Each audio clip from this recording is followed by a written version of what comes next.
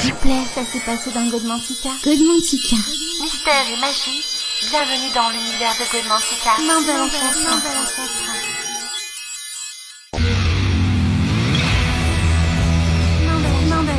Main de la chakra. Godmantica.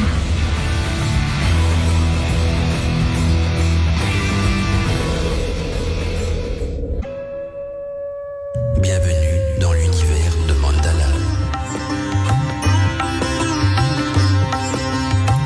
Eh bien, bonsoir mes amis d'Arcadie, et surtout une belle et bonne année, une bonne année plein de magie, plein de mystères et surtout en espérant que vous avez passé des bons moments à l'écoute de Radio Arcadie. Bien, vous en doutez, c'est la première émission de l'année, on est en 2019 et voilà, on recommence l'année telle qu'on l'a terminée. Donc on se retrouve dans un nouveau volet de Godmantica et aujourd'hui donc le thème de l'émission sera consacré au petit peuple et les créatures de la forêt.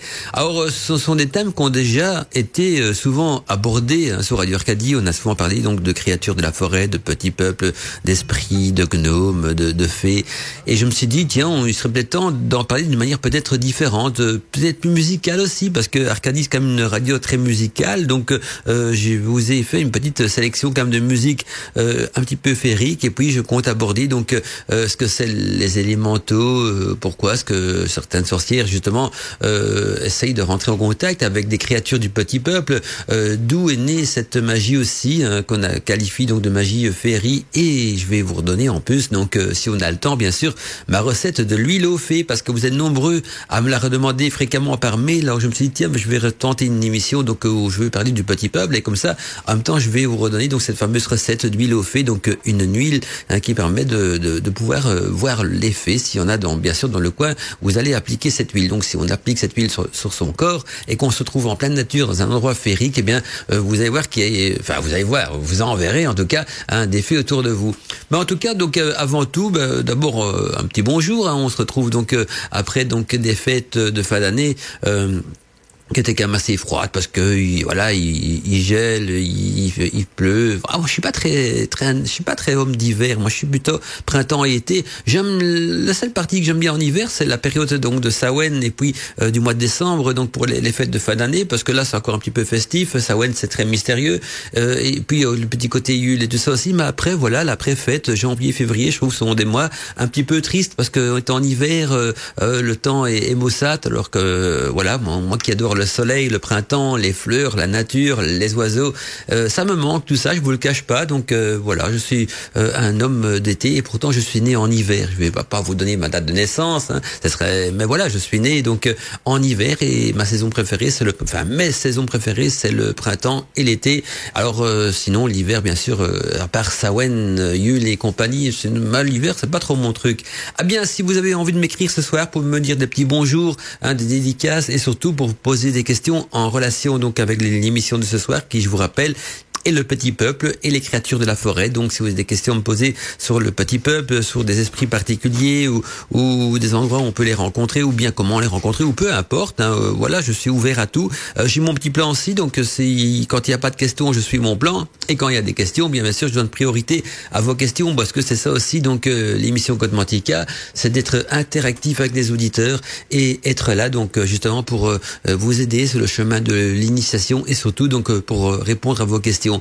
Alors pour me contacter via donc l'adresse mail, c'est donc contact@radioarcadie.net. Donc retenez bien l'adresse mail de la radio, c'est contact@radioarcadie.net. On peut également me contacter via le formulaire de contact qui est sur le site internet www.radioarcadie.net. Quand vous êtes sur le site internet de la radio, vous allez voir que dans les onglets déroulants, je crois que c'est le dernier du site, il y a un onglet donc qui s'intitule Contact. Et là vous tapez votre message, vous l'envoyez et je reçois ce message donc sur ma boîte de contrôle.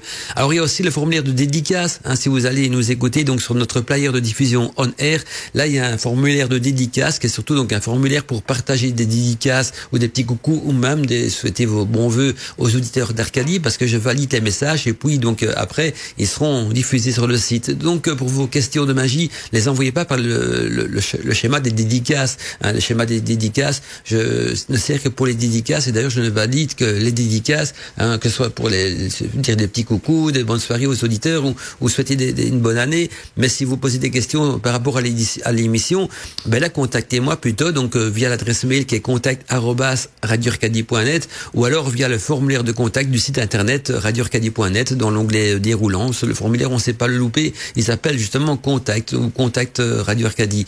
Donc voilà, ne confondez pas contact et dédicace, ce sont deux chemins différents.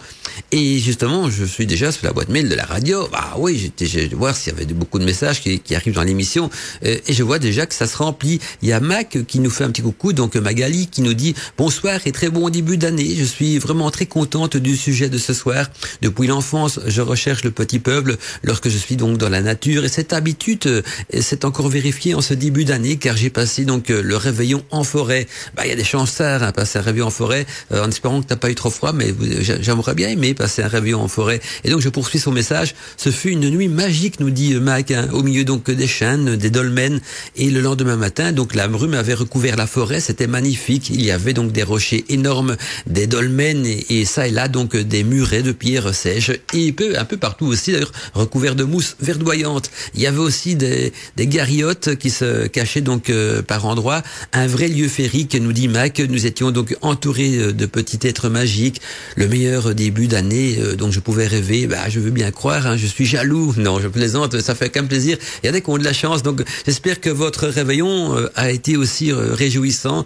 Bonne soirée, Mac. Bah, moi, c'est un réveillon plutôt donc familial, donc avec des gens proches de moi. Et puis, pour Yule, là, c'est plutôt très magique pour répondre un petit peu à vos questions.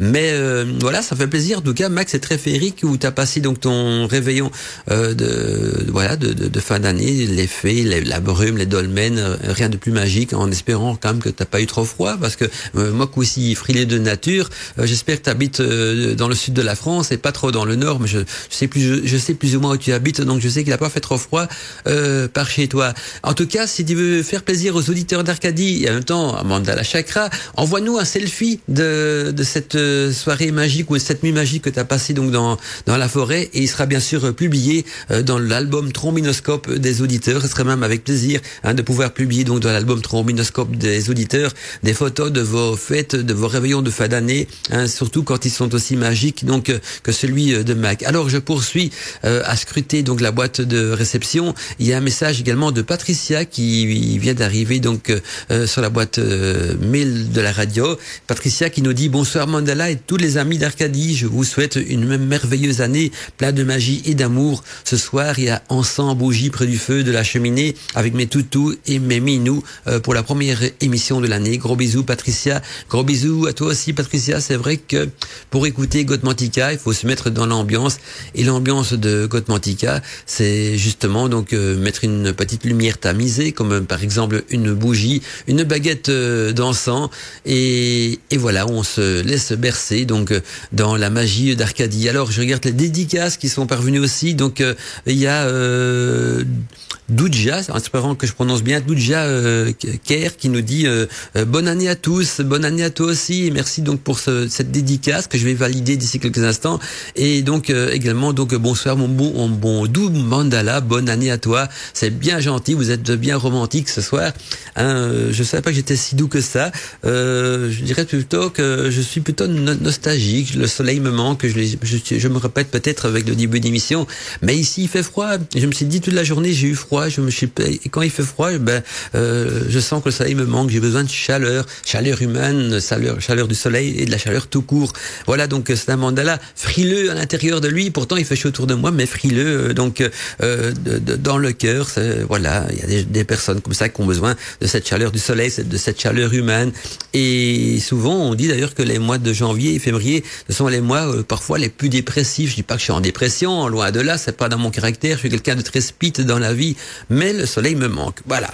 Allez, on va rentrer quant à nous donc dans cette magie du petit peuple et des esprits élémentaux. Et il faut savoir donc que le petit peuple est un terme qui désigne donc des petits êtres humanoïdes appartenant donc au monde invisible, principalement bien sûr en terre celtique et nordique aussi d'ailleurs.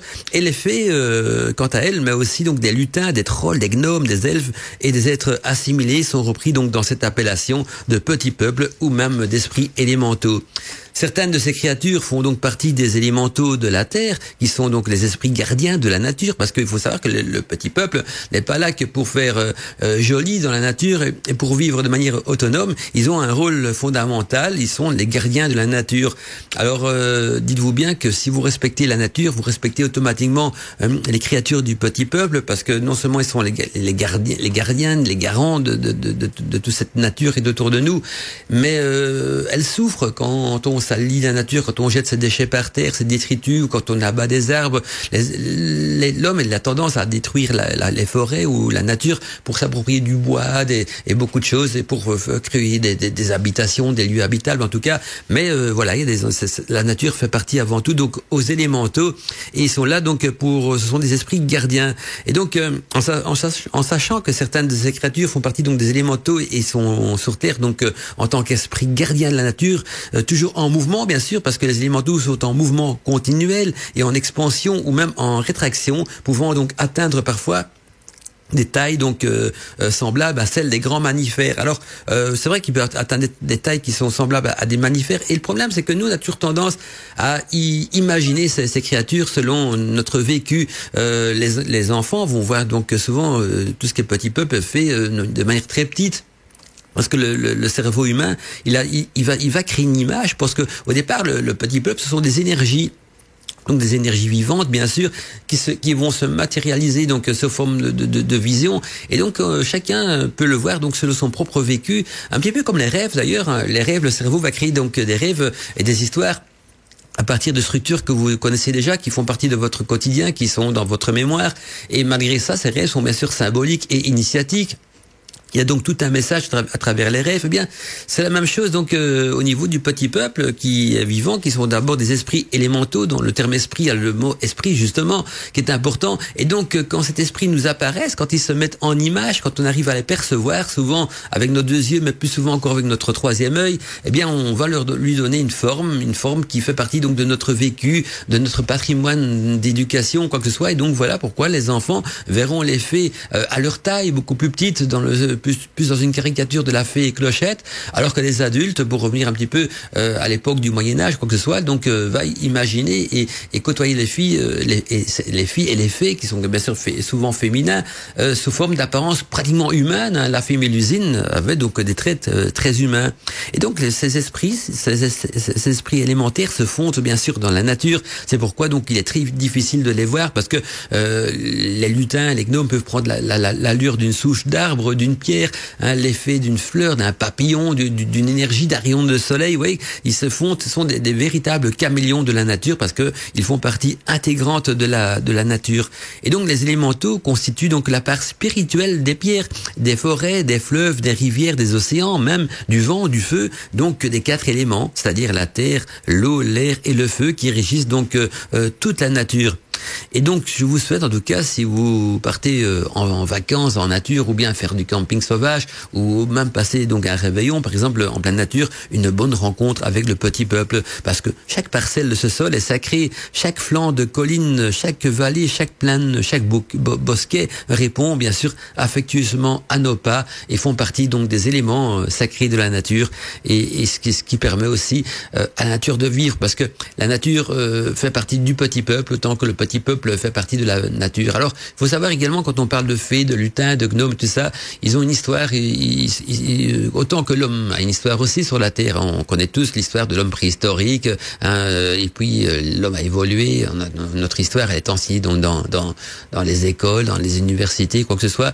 Le peuple férique, et même le petit peuple en général, a aussi une histoire. Alors, ce qui est étonnant, je vais peut-être pas parler de ça dans l'émission d'aujourd'hui, parce qu'on n'est pas là pour parler de choses extraterrestres, d'aliens ou quoi que ce soit, mais dites-vous bien que l'origine de ces créatures-là n'est pas au départ terrienne, quoi. Donc ils sont venus sur la Terre parce que ils sont arrivés même sur Terre peut-être avant les hommes, hein, mais la seule différence c'est que nous on a été conçus donc sur la planète, et ces créatures-là viennent d'ailleurs. Mais ça on en parlera peut-être dans une autre émission. Aujourd'hui on va surtout donc faire un énoncé de ce qu'on peut trouver donc comme créatures dans ces forêts profondes, dans ces forêts parfois bien sombres, ces forêts forêts qui font peur à certains, qui sont enchanteresses pour d'autres, et donc ce sera l'occasion de découvrir le monde des fées, le monde des lutins, le monde des gnomes et même des faunes. Et voilà, on verra bien jusqu'où le temps de l'émission nous permettra d'aller. Mais donc je vois déjà qu'il est temps pour moi de vous enclencher les publicités, un petit peu de musique aussi. Alors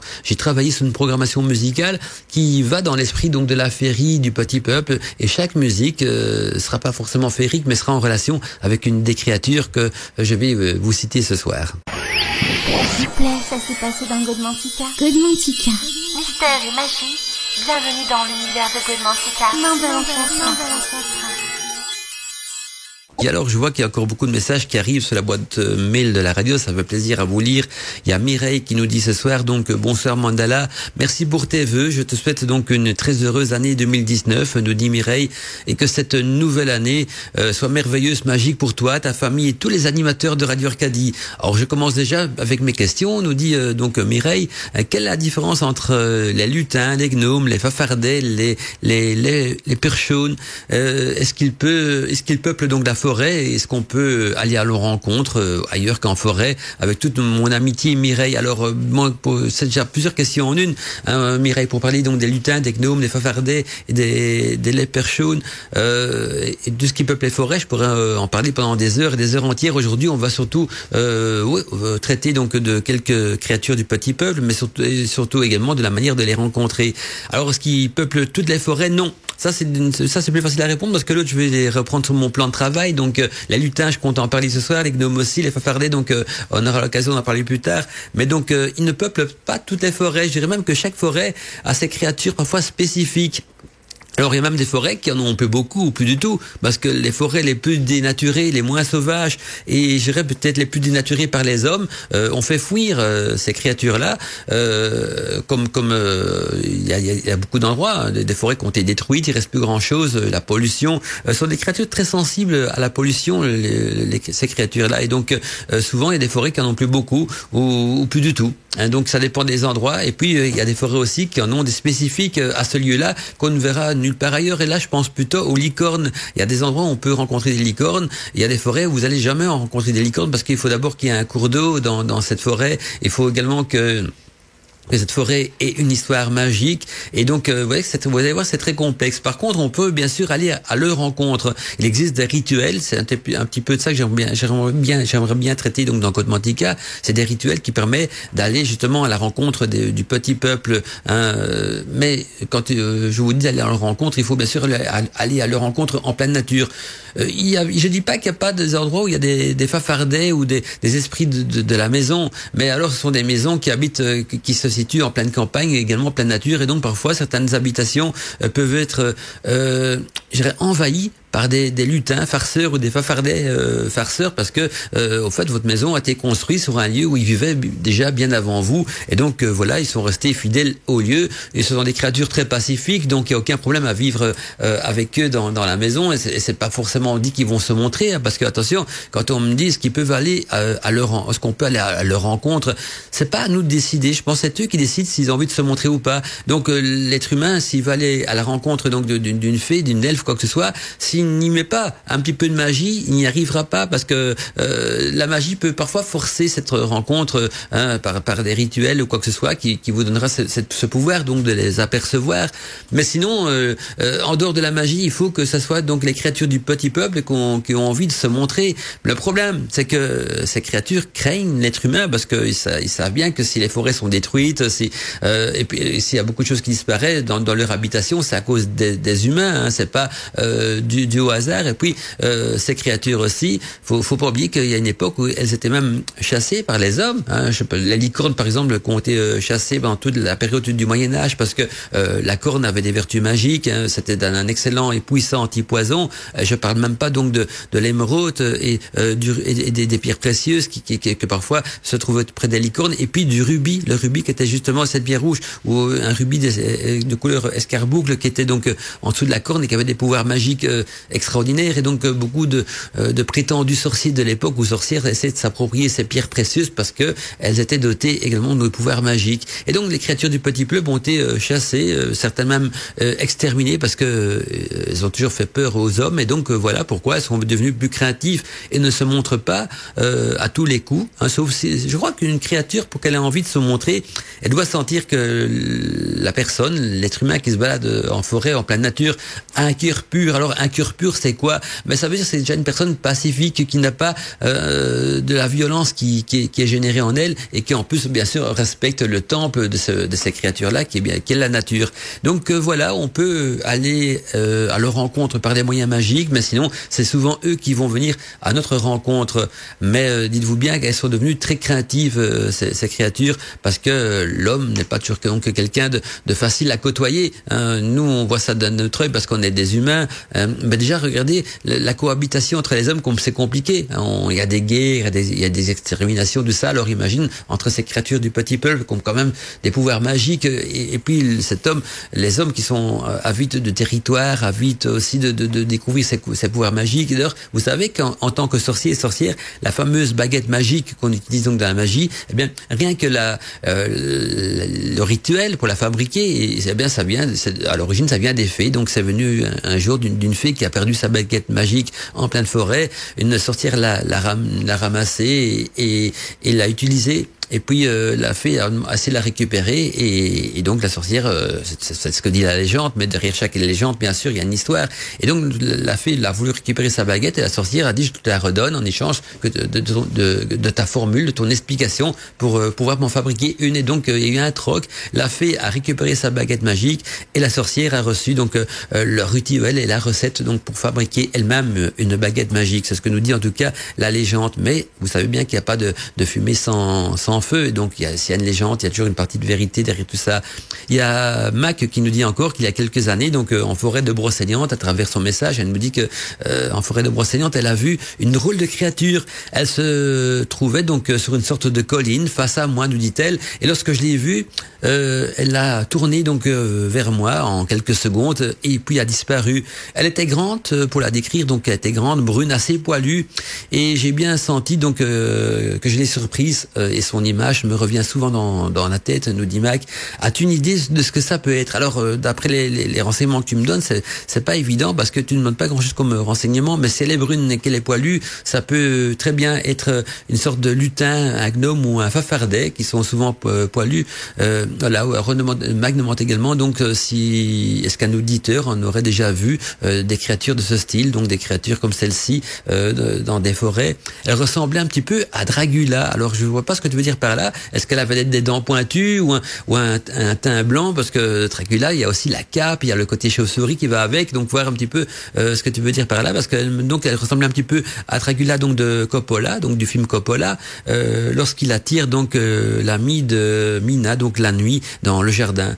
Je me souviens plus trop de ce passage du film, mais je vois un petit peu ce que tu veux dire par là. Donc voilà, et je poursuis donc le message de Magali qui nous dit donc que parfois elle rêve aussi ces derniers temps d'un rat blanc, un rat blanc sympathique et qui ne veut pas de mal. Hein. Il est assez gros, blanc, pur, au poil légèrement long et duveteux. Et je me demande donc, nous dit Max, s'il peut donc réellement exister et qu'est-ce que ce rat symbolise. Alors là, ça pourra peut-être t'aider. Quand on rêve d'un rat blanc, le rat est toujours un animal de protection. Un animal de protection, et son côté blanc, ça veut dire que c'est un animal de protection bienveillant.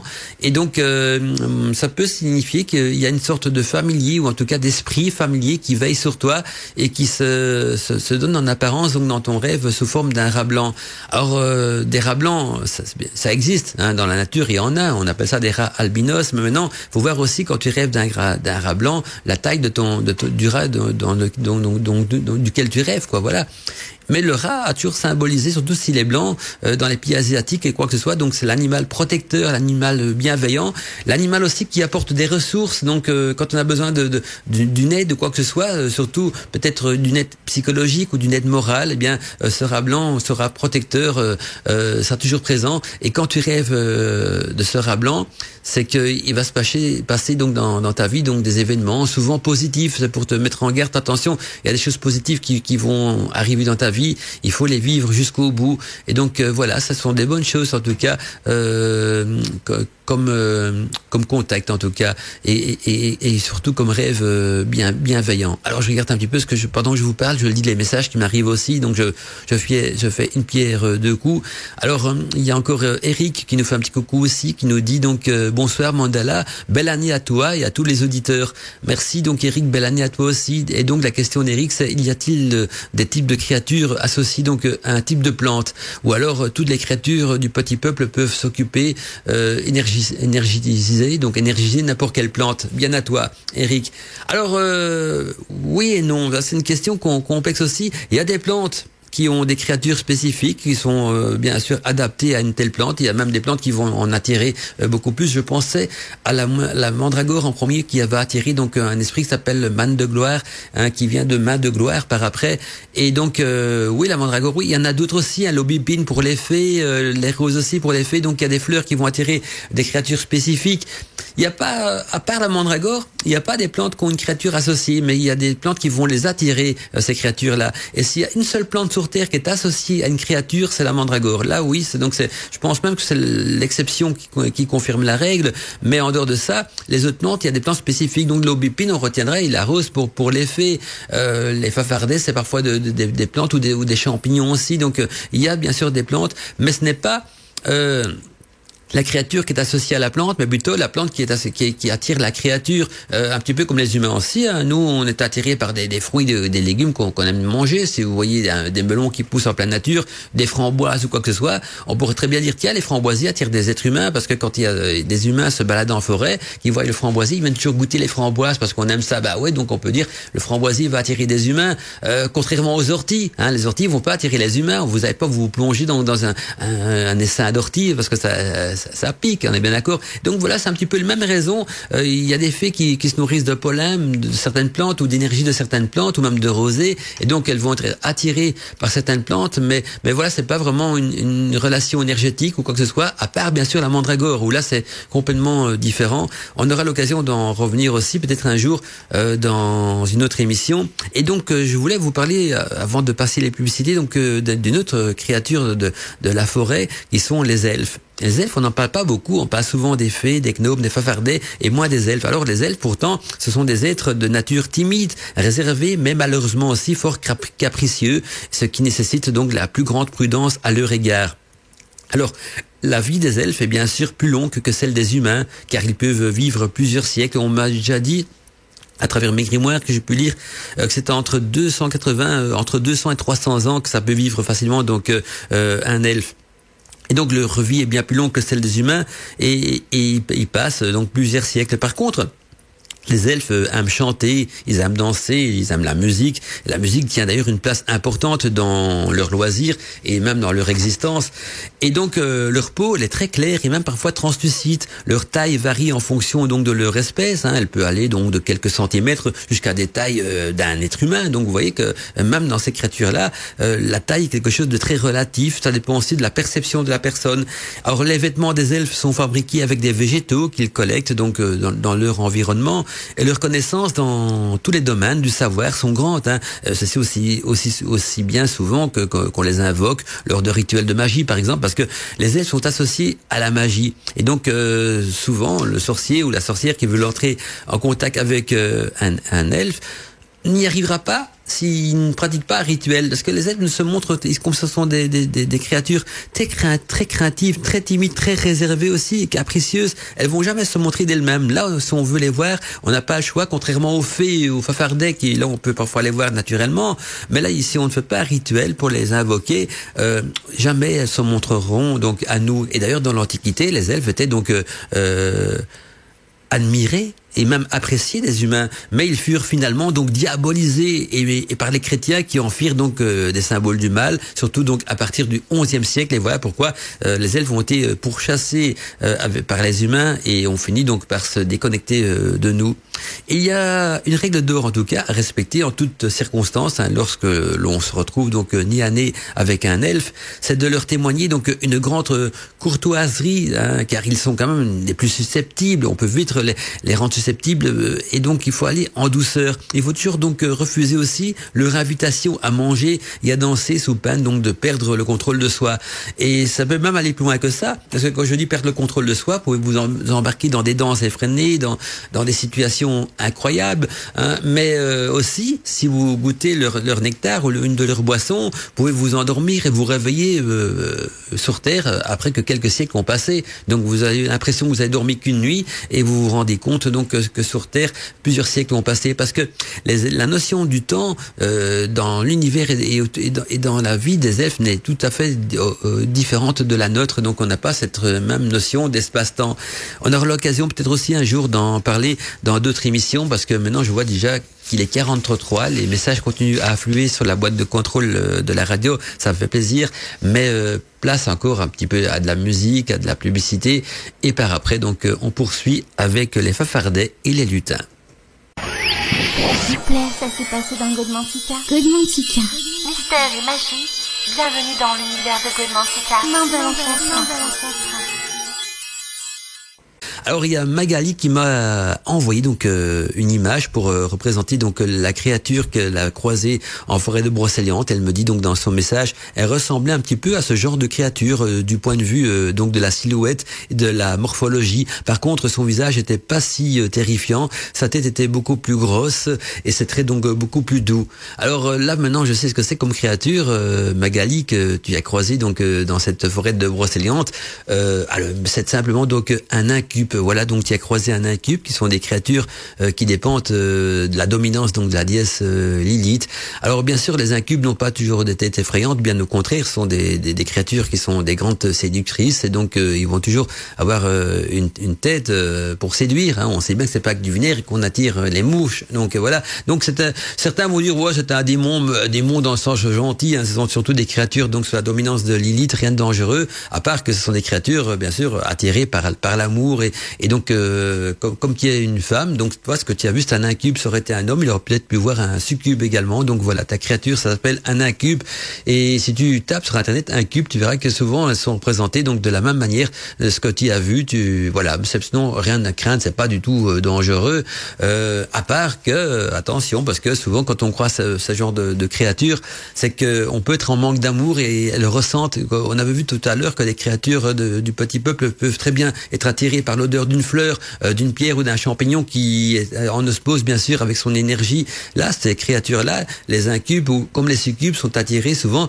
par des personnes qui sont en manque de relations sentimentales ou d'amour, et donc on dégage une odeur qui va les attirer pas pour des choses négatives, loin de là, mais pour nous séduire tout simplement. Donc tu aurais pu être séduit voilà par un incube. Alors il y a Robert aussi, Robert Tarot, qui nous envoie un petit message. Il nous dit donc bonsoir Mandala, bonsoir à tous les Arcadiens et tous mes vœux pour cette nouvelle année. Tous mes vœux à toi aussi Robert. Et donc la question de Robert c'est la suivante. Il dit, non, c'est plutôt une question, et en même temps il nous parle un petit peu donc de ce que sa perception à lui également donc du petit peuple. Il dit donc Robert nous dit, il existe des êtres qui vivent dans une dimension voisine sur un plan vibratoire légèrement différent d'une autre. Ces êtres donc sont susceptibles de se révéler physiquement à nous. Ce sont donc des entités de masse vibratoire qui s'adaptent donc à nous en fonction de notre culture, de notre époque et aussi de notre sensibilité. Et en fait, nous les voyons donc à travers les archétypes qui nous sont familiers. Comme j'expliquais en début d'émission, c'est vrai qu'on va leur donner une image qui nous parle, hein, et que notre conscience peut décrypter. Et donc, il nous dit, Robert, que des personnes qui ont développé un don de seconde vue sont d'ailleurs susceptibles de les voir. Ce sont des esprits de la nature et comme elles, donc ils sont nécessaires et même indispensables, et comme nous, indissociables de cette nature qui est à l'origine donc de notre existence dans ce monde.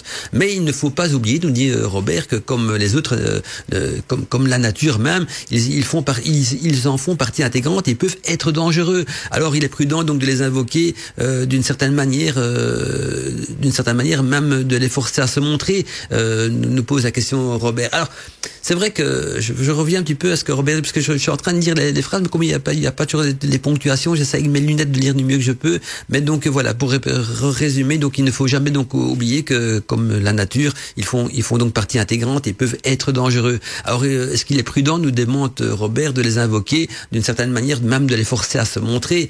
Je dirais que ouais, c'est pas toujours très prudent. Alors pour en revenir à ce que Robert disait d'abord au début, après je reviens à ta deuxième question Robert. Mais donc bien sûr, ce sont des êtres qui viennent. Au fait, c'est ça que j'ai expliqué en début d'émission. Je voulais pas rentrer trop dans cette métaphysique parce que je sais bien que Godmantica, c'est une émission accessible à tous, donc aussi bien aux débutants qu'aux experts chevronnés de la magie. Je voulais pas la rendre trop poussée donc de ce côté-là, mais c'est vrai ce que dit Robert. Donc ces créatures vivent sur des plans vibratoires différents du nôtre, pour employer un terme que tout le monde va comprendre, dans des dimensions qu'on pourrait qualifier donc de parallèles. Et donc pour les voir, il y a deux possibilités. Donc ou bien on les force à se montrer par des rituels, ou alors on peut espérer également qu'elles ont envie de se montrer. Hein. Voilà, c'est les deux possibilités qu'il y a. Et donc ce qui est important, est-ce que c'est dangereux ou de les forcer à se montrer? Est-ce que c'est une bonne chose, nous demande Robert. Moi je dirais que non, parce que c'est comme vous n'avez pas forcément envie de vous montrer à tout le monde non plus. Je prends un exemple, vous êtes chez vous, bien au chaud, vous sortez du bain, vous êtes en peignoir, hein, et vous imaginez que quelqu'un vient devant votre porte, que commence à reciter un rituel pour vous forcer à sortir de chez vous et à vous montrer en peignoir ou peu importe. Hein. Vous n'avez pas envie, vous avez envie de rester au chaud, peut-être devant votre télévision, en train de manger. C'est la même chose.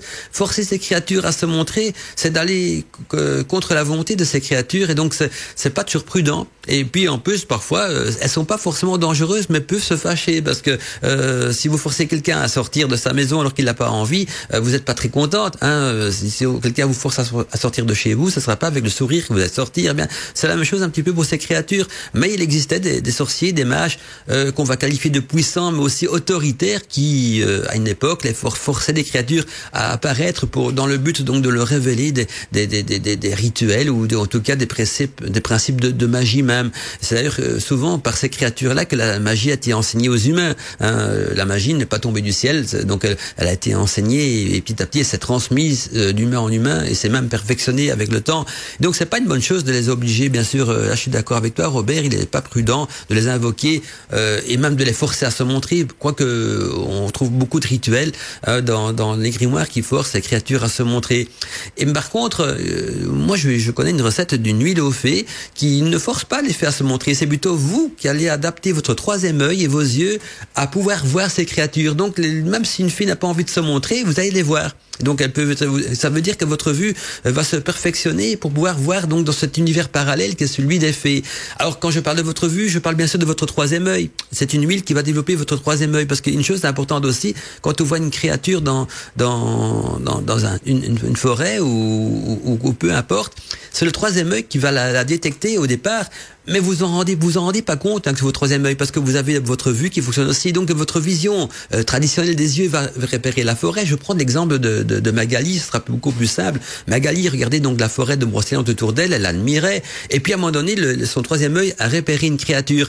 Et le cerveau de l'humain, qui est quand même une machine fantastique, a superposé cette image et a mis cette créature donc dans le champ de vision de Magali. Donc elle voyait la créature courir dans la nature à l'endroit où elle était, mais une partie de cette vision était perçue par le troisième œil et l'autre partie par les yeux. Et donc ça peut même arriver que une personne qui a un troisième œil ou des pouvoirs moins développés que Magali pourrait regarder la même chose et dire moi j'ai rien vu, et que Magali a vu la créature, parce que la créature était bien sûr là, mais voilà, la personne avec le troisième œil sans t'en rendre compte, hein, bien sûr, parce que le cerveau a superposé les images pour que tu aies l'impression que tout ça fait partie de ton champ de vision. J'ai pas envie d'intellectualiser Godmantica dans des trucs métaphysiques compliqués, mais je veux quand même vous faire comprendre que quand on perçoit ces créatures, il y a la vision oculaire, il y a la vision du troisième œil.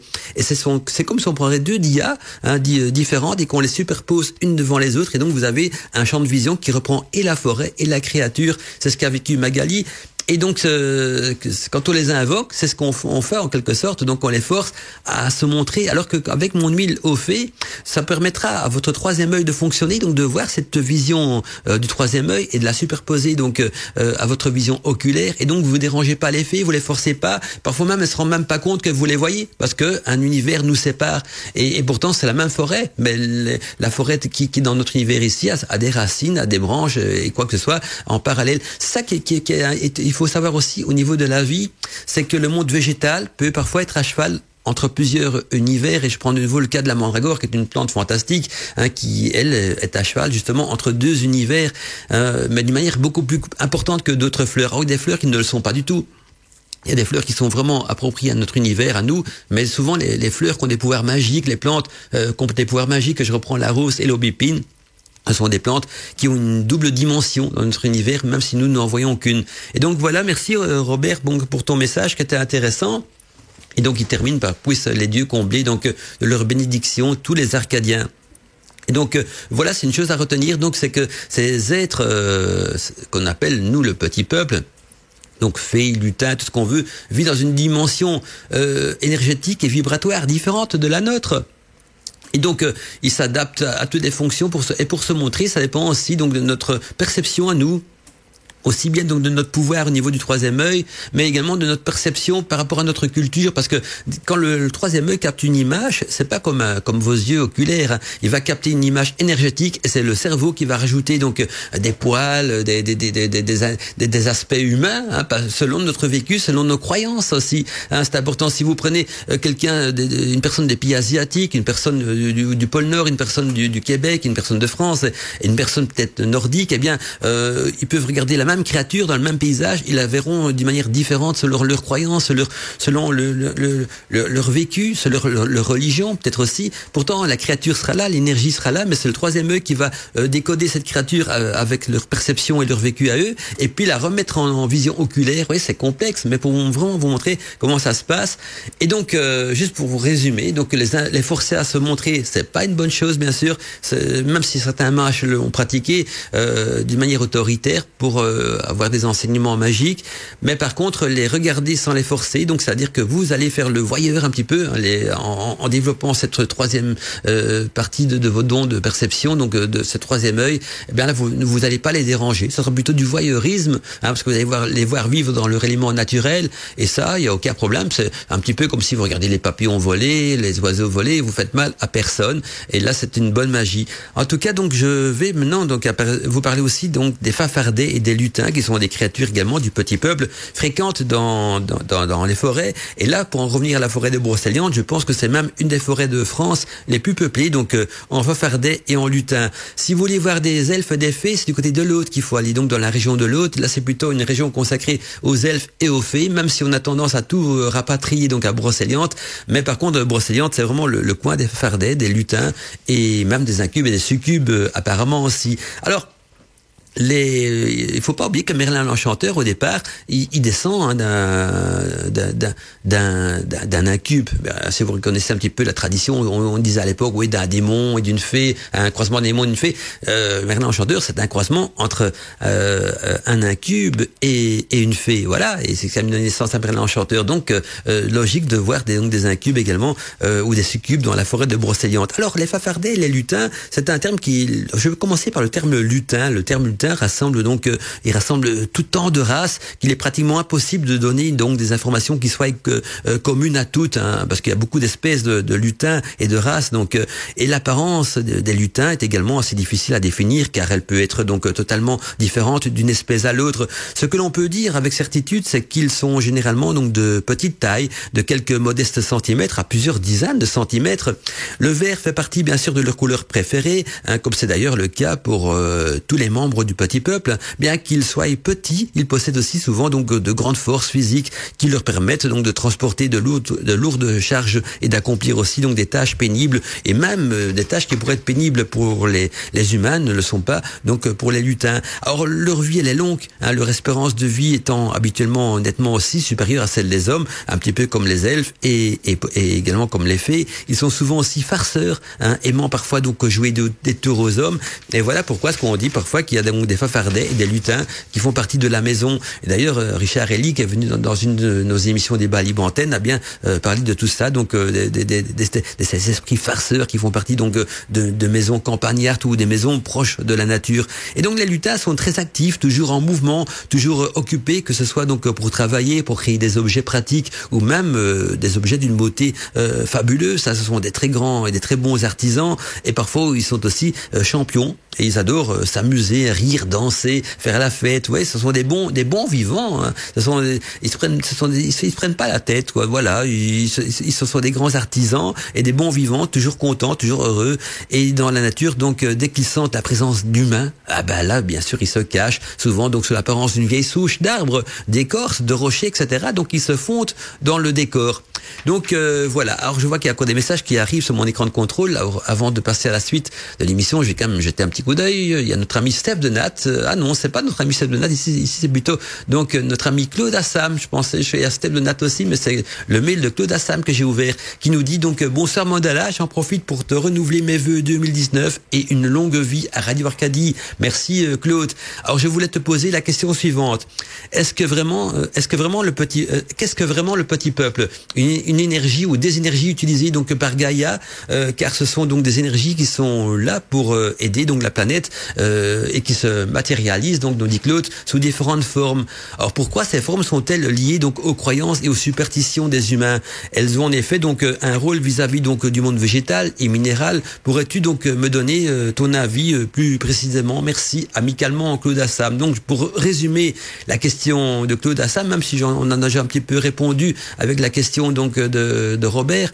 Donc est-ce que le petit peuple est une énergie utilisée donc par Gaïa? Donc il parle, en parlant de Gaïa, je suppose que tu veux dire l'âme de notre monde.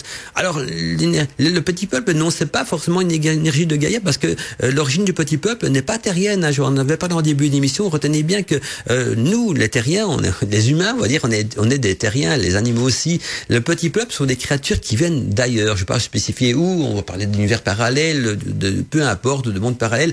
On ne sait pas trop d'ailleurs d'où ils viennent. Ils n'ont jamais vraiment laissé des traces pour donner leur passage, mais ils ne sont pas d'origine terrienne. Mais ils se sont installés sur la Terre parce que la nature était florissante, et bien sûr ceci avant l'apparition des hommes, et surtout avant que les hommes se développent à ce point-là. Je dis pas qu'il y avait peut-être quelques hommes préhistoriques à l'époque, mais voilà, c'était pas encore une menace pour eux, donc ils pouvaient très bien se côtoyer ensemble, vu qu'ils vivaient donc dans une dimension parallèle, donc sur un plan parallèle.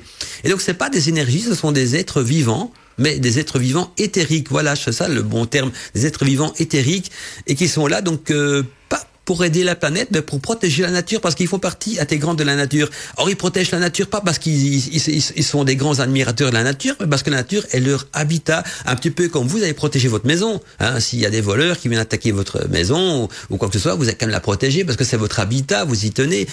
Idem à votre jardin ou à tout ce que vous voulez. Bien, eux, ils tiennent à leur nature, à la nature parce que c'est leur habitat, c'est leur temple, c'est ce qui les nourrit, ce qui leur permet de vivre. Et surtout de rester vivre. Et donc ils tiennent à la nature, et nous on est un prédateur de la nature. Hein. L'être humain n'est pas un grand protecteur. N'oubliez pas qu'il y a pas très longtemps, il y a eu des grandes manifestations à Bruxelles et à Paris aussi, hein, contre le réchauffement climatique. Ah, mais qui est responsable du réchauffement climatique? C'est l'humain, bien sûr. Hein. Et réchauffement climatique veut dire aussi déforestation, pollution. On vous dit ouais, moi je me pollue pas. À notre niveau, bien sûr que nous on pollue pas, mais ce sont les multinationales. Voilà, tout ce qui génère de l'argent et tout ça détruit la nature. Et donc, l'air de rien, on aime le petit peuple, mais en même temps, on est leur plus grand ennemi, parce qu'on est le plus grand destructeur. Alors, c'est assez paradoxal, et c'est même utopique, parce que on s'intéresse au petit peuple. Je le vois bien, moi aussi, je m'y intéresse en tant que sorcier, et vous aussi, en tant que passionné d'Arcadie. Donc, on aime l'esprit de Gaïa, on aime le petit peuple, tout ça, et pourtant, pour le petit peuple, on est la pire des choses. Hein. Nous, on est vraiment un prédateur. Hein.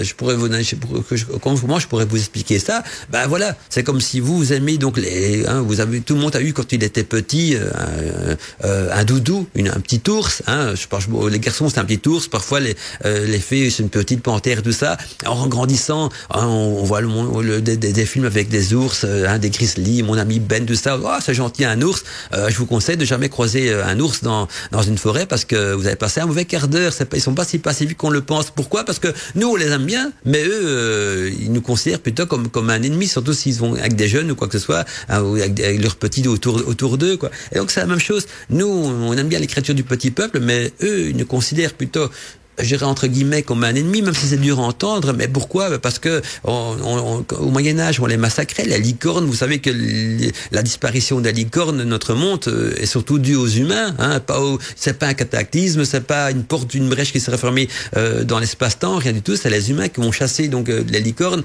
pratiquement jusqu'à la dernière, mais il y en a encore, heureusement d'ailleurs. Et je parle même pas des fées, des elfes qu'on invoquait de force pour en extraire leur savoir magique, et souvent dans des souffrances pour eux. donc voilà, on n'a pas toujours été bienveillant avec eux, donc voilà pourquoi ils sont méfiants aussi, et que dans la nature, donc dès qu'ils sentent la présence d'un humain, ils se cachent donc bien souvent sous l'apparence d'une vieille souche, d'un arbre d'écorce ou de rocher. Ils ont moins peur des enfants. Voilà aussi pourquoi est-ce que les enfants voient plus que les adultes, parce que les enfants qui ont encore une âme d'enfant paraissent à leurs yeux beaucoup plus inoffensifs. C'est le même principe que si vous croisez un écureuil ou un autre animal en pleine forêt, une biche ou un cerf, il est créatif, il voit un être humain et il se casse, parce que et pourquoi les biches ont peur de nous et les cerfs et les sangliers? Parce qu'il y a les chasseurs qui les chassent aussi, qui les tuent. Et donc une biche ou n'importe quel animal de la nature, quand il voit un être humain, il a cette vision du chasseur. Tout le monde a déjà vu Bambi, connaissons l'histoire de Bambi, et donc elles nous craignent autant que les créatures du petit peuple nous craignent pour les mêmes raisons. Alors je poursuis donc le message de Claude. Pourquoi donc ces formes sont-elles liées donc aux croyances et aux superstitions des humains? Alors pas du tout. Donc les formes sont créées plutôt aux croyances et aux superstitions des humains, mais au fait c'est pas leur forme, c'est la forme que notre vision va leur donner. Donc souvent on voit une forme d'une créature parce que notre cerveau il est complexe, mais quand il doit décoder un truc qu'il connaît pas. Donc imaginez, il sent une énergie, il sent une présence, il doit créer une image, c'est comme dans un rêve. Il va ouvrir ce tiroir, votre cerveau, pour regarder un petit peu dans votre commode, quelles sont les structures qu'il peut trouver, et donc il va prendre des créatures, des visions, des têtes, des corps, par rapport à votre vécu, votre croyance, tout ça. Mais elles n'ont pas forcément cette forme-là. Au départ, c'est une forme énergétique, éthérique. Je préfère le mot éthérique qui est beaucoup plus juste. Et donc nous, notre troisième œil va devoir les matérialiser sous forme d'image pour les superposés donc à la vision oculaire, et pour que notre cerveau s'affole plus, qu'il peut les comprendre. Et donc on va mettre une forme qu'il est le plus proche, bien sûr. Les faits, notre cerveau va les décoder d'une manière beaucoup plus éthérique. Le fafardé comme un animal peut-être, ou le lutin plus rude, plus poilu, plus petit. Ça, jusque là c'est juste, mais par contre l'apparence dépendra bien sûr de notre vécu, de notre croyance. Et donc, si je prends, dans tous ceux qui nous écoutent ce soir dans l'émission, je peux prendre 3 personnes au hasard et vous mettre face avec, on va dire, avec une huile magique pour les voir des créatures donc d'autres dimensions. Je dis voilà, il y a une fée à regarder ici. Vous allez chacun percevoir une fée, d'accord, mais de manière différente. L'enfant la verra plus petite, plus dans les tons pastels. L'adulte la verra beaucoup plus avec des traits féminins. Et peut-être même aussi, certains, on les verra encore d'une manière complètement différente. Donc, ça dépend vraiment notre propre perception. Et là, dans notre perception, rentrent bien sûr nos croyances et nos superstitions, parce que ça fait partie aussi de notre manière de percevoir les choses. Et donc, sinon, elles ont en effet, comme dirait Claude, un rôle essentiel vis-à-vis du monde végétal et minéral, parce qu'elles sont les protecteurs, vu que c'est leur univers, c'est leur temple dans lequel elles vivent, c'est leur nature même. Et donc voilà, c'est mon avis, ça me donne ce que relatent les grimoires. Donc je peux même pas dire que c'est mon avis, c'est ce que moi j'ai appris également, donc à travers les grimoires, les livres et tout ça. En tout cas, merci Claude pour ton message qui fait avancer le chemin biblique, parce que c'est très pertinent par rapport à l'émission, et donc on a pu aller à un niveau plus loin que je pensais aller donc dans l'émission, et c'est très bien, parce que j'avais un petit peu peur de tourner Godmantica un petit peu de nouveau, que tout ce qu'a déjà à dire sur les fées. Il voulait pas en faire une émission trop bon enfant non plus, vous voyez, en disant oui, les petites fées, la magie féerie, une petite baguette, il faut être bienveillante avec eux. Ça, c'est ce qu'on voit dans les livres, c'est le côté bisounours on va dire de ce monde-là. Moi, je voulais aller dans le monde plus magique, dans le monde plus réel, et Godmantica est là pour décrypter l'envers du décor et voir un petit peu ce que c'est. Alors, ce sont des créatures vraiment qui vivent en parallèle des humains sur notre terre, on se côtoie, mais voilà, même si nous, avec notre esprit de sorcier, on est intrigué par ces créatures, ces créatures, aussi bien que la biche et le cerf a peur du chasseur, se méfient de l'humain comme de la peste, parce que ils n'oublient pas qu'ils vivent plus longtemps que nous. Et donc les mésaventures qu'elles ont connues avec les humains dans le passé, elles se le transmettent. Attention, les humains, ils ont pourchassé de la licorne, ils ont détruit notre forêt, et or imaginez maintenant, c'est encore pire, le réchauffement climatique, déforestation, et j'en passe. N'oubliez pas qu'il y a des régions sur Terre où le désert s'étend de plus en plus. Donc vous voyez un petit peu donc comment ça se passe, notre relation avec le petit peuple, même si dans le livre de magie, tout ça est très mignon, il y a les paillettes, il y a le petit conte qui tourne avec la structure même de la magie, mais il faut respecter la nature, c'est respecter aussi le petit peuple. Et donc si on ne respecte pas la nature, si on saccage les plantes, on détruit les arbres, on détruit en même temps toute cette magie qui est à travers l'arbre. On détruit aussi à travers eux les fafardets, les gnomes, les fées, les lutins. Quand on crée des mines, il y a des régions, je pense en Afrique, on va faire des mines de cobalt, des mines à ciel ouvert. Vous avez déjà vu à quoi ça ressemble? Une mine, c'est atroce, c'est moche, c'est un gros trou dans le sol. Maintenant, les mines, c'est même plus des galeries, c'est un trou dans le sol, à ciel ouvert. On extrait du cobalt ou du cuivre, ça devient un truc bourbeux. Mais il y avait des arbres avant tout ça, il y avait des arbres, il y avait une forêt, il y avait des fafardets, il y avait sûrement des créatures en Afrique qui sont peut-être différentes des nôtres, mais qui ont été chassées, qu'on a expulsées plus loin pour extraire donc les minéraux qui leur appartiennent. Donc on leur prend les métaux, on leur vole des métaux, comme quand on détruit des arbres ou quoi que ce soit, on leur vole leur nature, leur habitation, leur nourriture. Et ça ne les dérange pas qu'on se nourrit de plantes et d'arbres et tout ça, mais il faut garder un juste milieu, il faut en replanter. Le paysan, quand il mange ses légumes, il en replante. C'est la même chose. Voilà, il faut trouver le juste milieu. Le problème, c'est qu'on n'a pas encore trouvé d'accord. Les seuls humains qui arrivent à vivre en harmonie avec ces créatures de la forêt, ce sont les chamans. Les chamans les perçoivent parce qu'ils ont justement développé ce troisième œil, ils ont ce don de les percevoir, ils respectent la nature, ils mettent même les chamans, l'humain en garde en disant attention, vous foutez tout en l'air, la planète, vous êtes un génocide aussi vis-à-vis du petit peuple, vous détruisez la nature, donc vous les détruisez à travers ça à eux aussi, parce que même s'ils vivent dans un plan parallèle, la nature appartient aux deux plans, donc en détruisant de notre côté, on détruit de leur côté aussi, enfin vice versa, c'est assez complexe, je suis pas là pour dramatiser la chose, parce que ça date pas d'aujourd'hui, bien sûr, mais donc voilà un petit peu ça, c'est la vraie réalité, mais la magie en découle, tout ce qu'on connaît comme science de la magie. Donc, s'il y a des sorciers, des sorcières sur Terre, c'est grâce à ces créatures-là qui nous ont enseigné cette science de la magie, qui ne faisait pas partie au départ donc des humains. Et souvent, quand on me pose la question de d'où remonte la magie, de quelle époque ou quoi que ce soit, cette magie a été enseignée progressivement par des contacts que les humains ont eu avec des fées, des elfes, quoi que ce soit. Il y a même des humains qui ont eu des aventures amoureuses, qui sont tombés amoureux de fées. Mélusine, par exemple, est une fée qui est tombée amoureux d'un humain et vice versa. Et donc, vous voyez, les relations n'ont pas toujours été mauvaises non plus. Il y a eu des bonnes relations aussi. Mais voilà, à notre époque, on en est quand il y a des manifestations pour le réchauffement climatique. Eh bien, si vous y participez, en même temps, vous pouvez y aller en tant que sorcier en disant, moi, je participe à cette manifestation pour protéger la nature et pour protéger donc le petit peuple, parce qu'on protège aussi tous ceux qui vivent dans cette nature. Ça se passe aussi. Bon, tant qu'on y est, on poursuit dans ce sens-là. Quand on détruit la nature, vous savez qu'il y a des tribus aborigènes qui vivaient donc en Australie. Il y a des tribus qu'on va qualifier, nous on les appelle des sauvages, alors que ce sont plutôt des personnes qui vivent dans la nature, dans leur monde à eux. Mais quand on déforeste ces trucs, on les chasse de plus en plus aussi, et puis on les oblige donc je mets ça entre guillemets ce terme-là, à se civiliser, c'est-à-dire à adapter notre mode de vie. Il y a eu ça en Afrique, on a fait la même chose avec les aborigènes d'Australie, avec les Indiens d'Amérique. Les Indiens d'Amérique, ils ont aussi chassés, ils avaient tout le continent rien qu'à eux.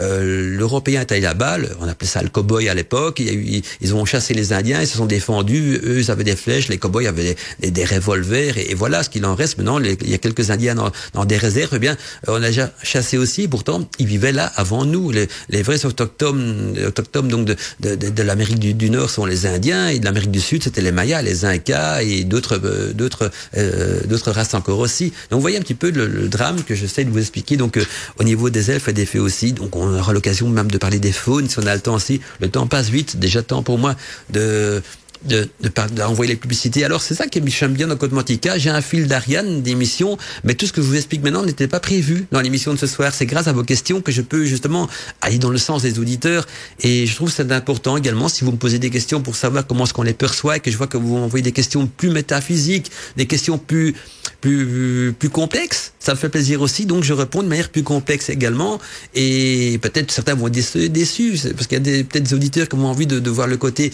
plus féerique de la chose, plus merveilleux, plus que conte de fées, un petit peu par rapport aux contes qu'ils ont connus quand ils étaient enfants. Et puis il y a la réalité aussi, il faut pas se le cacher, que voilà, autant qu'on aime les animaux, qu'eux nous craignent, autant qu'on peut aimer le petit peuple, qu'eux nous craignent aussi. Alors il y a Florence Claire qui m'envoie aussi un petit message encore, qui me dit bonsoir Mandala. Tout d'abord, je te souhaite une très bonne santé. Moi, je voulais savoir que mangent les lutins. Merci beaucoup. Bonne soirée à tous. Alors, Souvent, donc, les créatures du petit peuple, en général, hein, les lutins, c'est plus des fruits. Hein, les lutins, ça mange beaucoup de fruits. Et alors aussi, ça fait des boissons. Attention, les lutins font des boissons alcoolisées. Ils ont des boissons. Comme ils aiment faire la fête, ils font des boissons, ils cultivent des fruits, ils prennent tout ce qui est dans la nature, certains champignons aussi, alors que les fées, c'est plutôt des fleurs, des pollens. Donc, vous voyez, chaque créature a plus ou moins sa nourriture appropriée, mais donc, pour revenir au lutin, c'est plus des fruits, des écorces, des morceaux d'écorce aussi, des feuilles d'arbres, et alors des boissons. Mais voilà, mais aucun animal, hein, faut pas croire, les lutins sont pas du tout carnivores, hein, parce que j'ai vu un film où on voit des lutins en train de manger de la viande autour d'une table. Non, ça ne mange que des fruits et des boissons donc fermentés et des écorces d'arbres, donc tout ce que la nature donne à profusion. On va continuer tout de suite à lire les mails tout à l'heure, donc à lire les mails des auditeurs, parce que je vois qu'il est déjà temps pour moi d'envoyer les publicités. Je suis content, vous êtes très participatif aujourd'hui. Et moi, quand je prépare un fil d'Ariane et que je peux m'en sortir de ce fil d'Ariane et suivre donc les questions des auditeurs, ça me fait vraiment plaisir.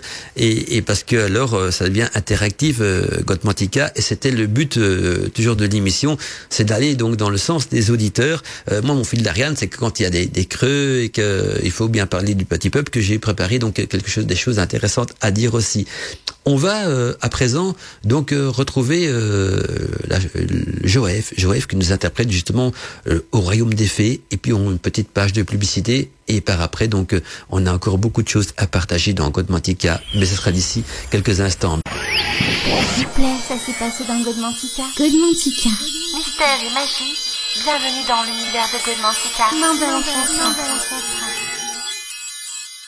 Bienvenue dans l'univers de Godmantica, mes amis, on est ensemble jusqu'à 22h, jusqu'à 23h, il est 22h33 et on est ensemble jusqu'à 23h. Alors j'ai encore un message qui nous vient de Sandrine qui nous dit bonsoir Mandala Chakra, très contente de pouvoir donc entendre une émission sur Radio Arcadie sur le petit peuple. J'ai fait un hôtel pour le petit peuple chez moi, j'ai mis donc quelques offrandes, j'ai fait une prière pour les invoquer et pour protéger donc la maison, et le soir, après avoir allumé une bougie sous l'hôtel, nous dit-elle, j'ai vu une petite forme lumineuse, bleu-violette, humanoïde d'une quinzaine de centimètres qui me regardait quelques instants. Ma fille a vu au même moment, donc de sa chambre, le même élémental, mais dans sa chambre. D'après toi, donc quel élémental avons-vous nous vu, donc, et pourquoi se tenait-il devant moi? Belle et bonne année, Sandrine. Alors, ça dépend des renseignements que vous me donnez. J'ai très difficile à vous dire quel type d'élémental vous avez vu, parce que voilà, j'ai pas assez d'informations, juste une petite forme lumineuse, bleu-violette, humanoïde. Je pourrais très bien dire, ça peut être une fée. Hein. Quand on parle de forme lumineuse, je pense directement à une fée qui a une forme humanoïde d'ailleurs. Il y en a des très petites, donc d'une quinzaine de centimètres, comme il peut en avoir des très grandes aussi. Alors voilà, là dans ce cas-là, donc je crois que c'est ton offrande qui les a attirés. Donc en faisant une offrande, tu as fait une sorte de rituel aussi, mais pas une rituel qui les a imposés de se montrer. Et donc je crois que ton offrande les a plu, et donc en remerciement de ton offrande, elle est apparue. Alors est-ce qu'il y en avait une ou deux, je ne sais pas, parce que ta fille l'a vue aussi, mais ça peut être la même qui s'est montrée donc à deux endroits différents, parce que n'oublie pas que c'est une énergie, donc c'est une créature énergétique vivante, donc une créature éthérique qui peut avoir ce don de biguïté, donc de se montrer à deux endroits différents, et donc comme il peut en avoir eu deux aussi. Alors je peux pas te certifier qu'il y avait deux créatures, ou c'est une seule qu'on a vue, que ta fille a vue, que toi aussi, même si au niveau de l'espace et de l'espace il y avait un endroit qui vous séparait, parce que l'espace et le temps pour ces créatures-là ne pas le même que pour nous. En tout cas, merci Sandrine pour ce témoignage. Et donc voilà, je peux pas t'aider par contre pour te dire quel type d'élémental c'était, même si j'ai une préférence pour les fées, parce que ça y ressemble qu'en tout cas étrangement. Alors il y a Robert qui nous écrit encore, qui nous dit rebonsoir Mandala, je suis en train de lire, nous dit-il, donc en ce moment un ouvrage très intéressant écrit par un révérend de l'église presbytienne, ouais c'est bien ça, presbytérienne, voilà, presbytérienne, j'y arrive, presbytérienne d'Écosse, donc au XVIIe siècle. C'était donc le 7e fils d'une famille, et il était donc doué du don de double vue, et au lieu donc de persécuter ses ouailles hérétiques, donc il a écrit La République invisible des elfes, des faunes, des fées et autres semblables. Et sur les entités donc qui peuplaient donc l'Écorce et l'Irlande donc à cette époque, et bien sûr aussi sur leurs légendes. Et donc c'est le plus ancien témoignage écrit au monde, nous dit Robert, donc le plus ancien témoignage écrit au monde sur le petit peuple, un ouvrage magnifique que je vous conseille et qui devrait donc intéresser notre amie Alina.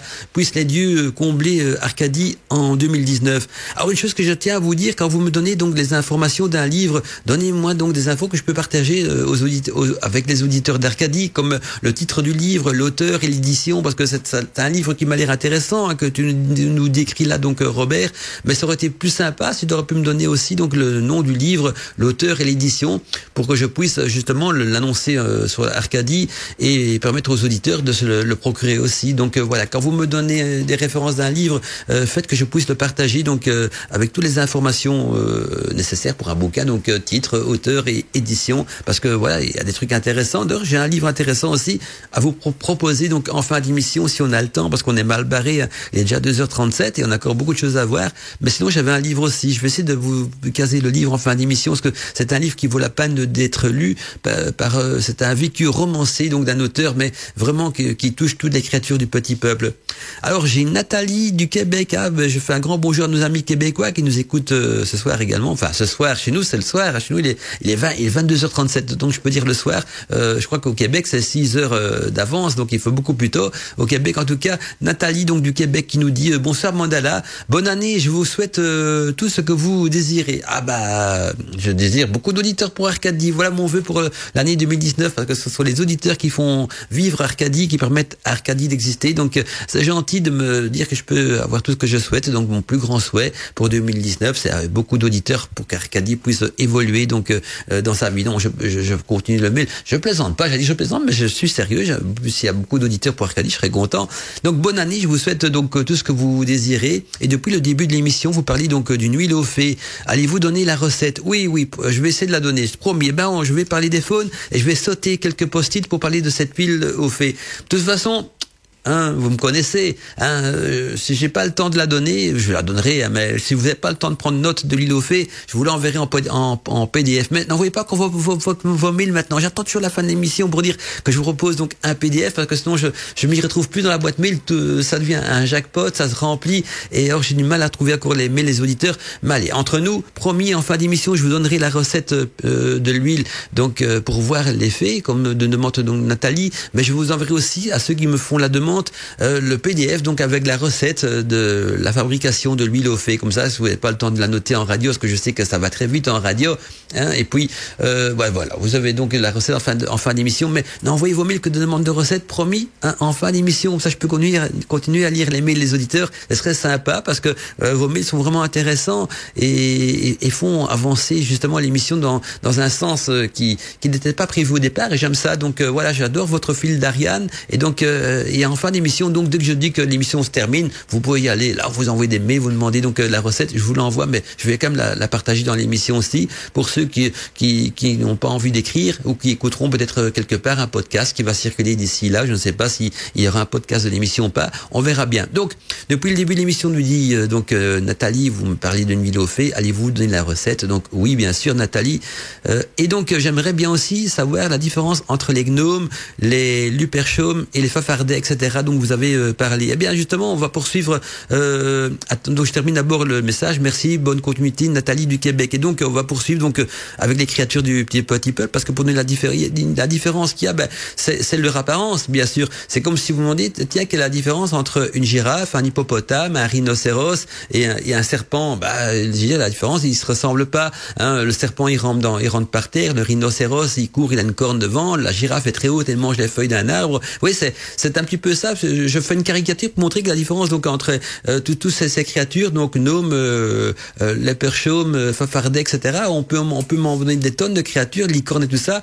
C'est leur apparence, autant qu'il y a une différence entre donc je reprends mon rhinocéros, ma girafe, mon serpent, la lionne, le chien, le chat. Vous voyez, on me pose la question que la différence entre le chien et le chat, ils ont 4 pattes, mais à part ça, ils sont très différents, quoi. Donc, ce sont toutes des créatures. Il n'y a pas de point en commun entre ces créatures. nature. Hein. Ce sont toutes des espèces différentes et donc il n'y a pas vraiment de points en commun parce qu'ils se côtoient même pas. Ils vivent chacun en groupe, en communauté, dans des dimensions vibratoires spécifiques à leur fonction et donc ils se côtoient même pas. Même si on dit le petit peuple parce qu'on a tendance nous sorcières à tout mettre dans le même sac. Bon, on dit petit peuple comme je dirais les animaux de la jungle. Hein. Et là, je dis quand on parle de petit peuple, si je parle des animaux de la jungle, ça comprend effectivement donc les éléphants, les girafes, les rhinocéros, les serpents. Vous voyez ce que je veux dire. Donc nous on dit petit peuple autant qu'un enfant pourrait dire tiens les animaux de la jungle. Quand on lit le livre de la jungle par exemple, voilà, hein, ce sont toutes les espèces de la jungle. Comme on peut dire aussi les animaux je sais pas de la montagne, hein, du Tibet. Qu'est-ce qu'il y a comme animaux au Tibet? Il y a quoi? Il y a d'abord l'abominable homme des neiges. Donc je prends l'exemple de enfin il y a chaque endroit a sa propre faune. Donc voilà. Par contre après c'est promis je vais parler donc des faunes. Donc Nathalie patience, hein, parce que le chapitre suivant ça sera justement les faunes. Et alors je reprends aussi le message de Magali. Ah j'étais tombé juste hein, parce que j'avais dit que donc c'était un succube que Magali avait rencontré donc dans la forêt de Brocéliande et ça confirme donc ma thèse et mon hypothèse aussi parce qu'elle nous dit donc merci beaucoup pour tes réponses. Effectivement donc c'était une période où je vivais un gros chagrin d'amour. J'espère que ce chagrin d'amour il est bien loin hein, Magali, qu'à présent l'amour est revenu. Donc voilà, ce qui a attiré ton succube, c'est ton chagrin d'amour a dégagé une énergie qui a attiré donc le succube autant qu'une fleur peut attirer donc les fées. Hein, je vais pas refaire tout le schéma hein, de tout cela. Et donc voilà, c'est bien ce que je pensais. Donc à partir du moment que j'ai su que c'était un succube que tu as croisé, parce que l'image que tu m'as envoyée c'était du succube à 100%. Et donc voilà, c'est ton chagrin d'amour qui l'a attiré. Pourrais-tu, je vais arriver, hein, me donner donc la composition de l'huile pour percevoir donc le petit peuple par notre troisième œil hein, et les voir sans les déranger. Merci d'avance. Vous êtes beaucoup, vous voyez que vous êtes beaucoup à demander l'huile. J'avais déjà dit en début d'émission que c'est une huile qui est fort demandée, donc j'avais repris dans cette émission-là, quoique j'avais déjà cité dans d'autres émissions. Quand on réécoute les anciens podcasts, on peut encore la trouver donc dans les anciennes émissions. Mais promis, Magali, je vais t'as envoyé donc je vais envoyer à tous les auditeurs la recette de l'huile et même en PDF. Donc ceux qui je vais même vous montrer comme je suis sympa ce soir, même ceux qui me demandent donc qui me demandent dans l'émission de vous donner la recette de l'huile pour voir l'effet sans contrainte. Donc c'est une recette, un rituel non contraignant pour l'effet. Je vais vous la donner dans l'émission de Godmantica, mais en plus même si vous ne demandez pas le PDF, le fait de dire tiens Mandala, tu pourras en parler dans l'émission, je vous enverrai le PDF aussi. Donc vous allez le recevoir. Faut pas le demander deux fois.